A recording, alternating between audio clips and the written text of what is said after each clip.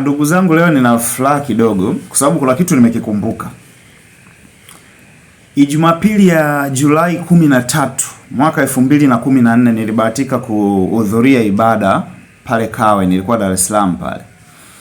Nilibahatika kuhudhuria ibada kwa Askofu Josephat Gwajima Kawe. Hiyo ilikuwa kipindi hicho nilikuwa nakaa maeneo yanaitwa Mzimuni miaka hiyo. Sasa wakati nimefika pale nilishuhudia kwa mamia ya watu wakilipuka mapepo baada ya maombi ya Askofu Gwajima.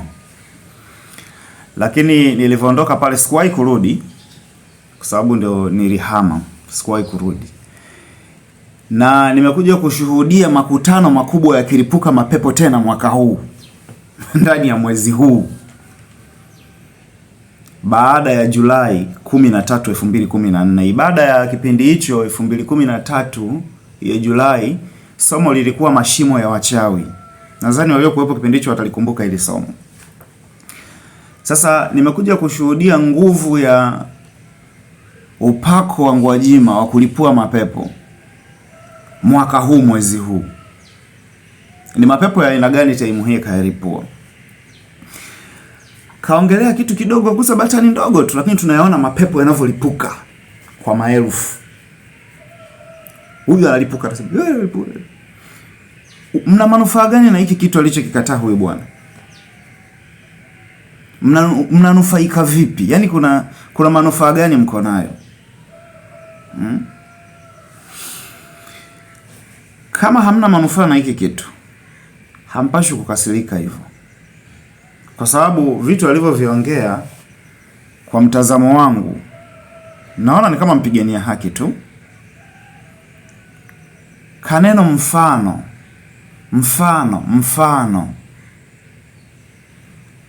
Ule mkuki mchungu kwa nguruwe na uona sasa. Hawa nao wana wapendwa wao. Nyie mnaomponda huyu bwana kwa hiki alichokitolea mfano, mmewahi kwenda kwenye familia ya Ali Kibao mkaangalia jinsi wanavyoumia ile familia? Mmewahi kwenda kwenye familia za kina Mdudu? Mmewahi kwenda kwenye familia za kina Beni Sanane, kwenye familia za kina nani, mkajua jinsi gani wanalia, wanaumia? Au mnadhani wale mama zao hawakuzaa leba kwa uchungu? Mama zao walizaa kwa uchungu, mimba walibeba miezi 9. Kama wangekuwa wamefanya uhalifu, labda uhaini, wamefanyaje, wamemtukana rais, wamemfanyaje, hiyo ni mbaya na yenyewe ina sheria zake. Sio kupotezwa, sio kuuawa, sio kumwagwa damu. Damu ya mtu mimi sijawahi kushuhudia ikimwacha mtu salama. Sijawahi kushuhudia kabisa ikimwacha mtu salama. Haya. Zamani nilikuwa nasikia wakati tunakuwa tunaambiwa serikali ina mkono mrefu. Kuna jamaa wangu kwenye comment kaandika hivyo. Sasa tunajua kabisa kwamba haya matukio yanayotokea hayafanywi na vyombo vyetu vya usalama. Yanafanywa na kikundi kidogo cha wahalifu wanaoitwa, wana jina lao ili kwamba wasiojulikana. Sasa nataka kuuliza swali moja. Hawa wasiojulikana wana jeuri gani ya kuwa na mbinu mbadala kuliko majeshi yetu? Na kwa nini wakiongelewa kwa kukataliwa, kwa kuchukiwa, kuna watu wanachukia? Yaani kama vile wanatamani hao watu wasiongelewe. Tunaamini kabisa sio wahusika wa serikali. Lakini leo nataka niongee kitu kimoja. Wakati mzee wetu Magufuli yupo madarakani, kipindi anaingia kwenye awamu zake za mwisho, kuna watu walikuwa wanajua akimaliza miaka yake 10 wao watakuwa marais. Akimaliza miaka yake 10 wakina Majaliwa watatoka, wao watakuwa mawaziri wakuu. Walikuwa wanategemea nafasi tofauti kama yule mzee angemaliza miaka yake 10. Hawa watu walikuwa wanategemea kumaliza Magufuli akimaliza muda wake wachukue urais, wachukue nini? Wako wapi sasa hivi? Wanaongea nini juu ya zile ndoto zao walizokuwa nazo?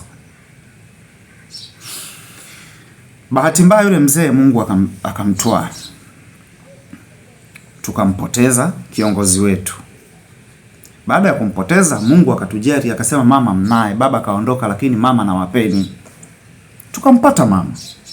na tuliona huruma ya mama mwanzoni. Akawaambia watu wote walikuwa wamekimbia nchi, rudini nchini tuijenge nchi. Akaondoa hofu mioyoni mwa Watanzania, tukauona upendo wa mama yetu, watu wakarudi nchini, nani mikutano ikaruhusiwa. Yaani upendo wa mama tukauona kwa vitendo, si ndio? Sasa nimewahi kuongelea kitu nikasema, hekima za watu wa pembeni ndio zinamfanya mfalme aonekane wa maana. Kuna akina nani walioko pembeni ya mama wanaompoteza huyu mama? Je, ni wale waliokuwa na ndoto kwamba Magufuli akimaliza muda wake watakuwa marais? Ni wale waliokuwa na ndoto kwamba Kassim Majaliwa akimaliza muda wake watakuwa mawaziri wakuu? Ni akina nani hawa walioko pembeni ya mfalme? Kwa sababu mfalme ili aonekane ana hekima inatokana na hekima za watu waliomzunguka mfalme. Ni akina nani nyinyi mlioko nyuma ya mfalme? Mimi ninaamini mfalme ana washauri, na washauri wa mfalme wakimpeleka ubenibeni ndivyo atakavyoenda. Kikubwa ambacho naweza nikashauri, punguzeni kujipendekeza. Kujipendekeza kunaweza kumfanya mtu ili amfurahishe fulani akaamua kutengeneza kikundi ambacho hata mfalme hakijui. Kwa hiyo mtakuja kumtengenezea kwamba kuna watu labda wanajiteka wao, wanajifanyaje, lakini hainiingia akilini mtu kujiteka ukajipiga viboko, ukaiva, ukaenda kujitupa polini, ukajipiga na risasi.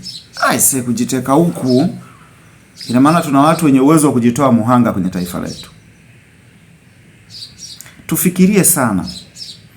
Kwa nini Gwajima bila hata kusema kwa jina la Yesu mapepo yamelipuka? Hajatumia hata jina la Yesu ila mapepo yamelipuka. Afu kwa nini afu mimi hii kitu nilikuwa najua ni kwenye comment tu za vijana huko mitandaoni. Na iona mpaka kwa viongozi wakubwa wenye elimu.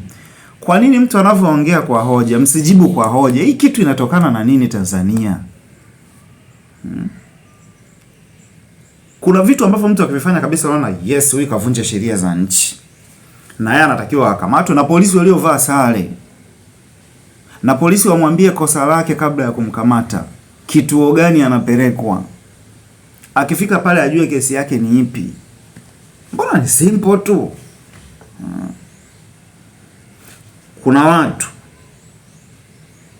Kuna watu mnatengeneza picha mbaya kwa huyu mama wa watu. Washauri wa mfalme Mungu anawaona na mtakuja kuumbuka. Mwana siku njema.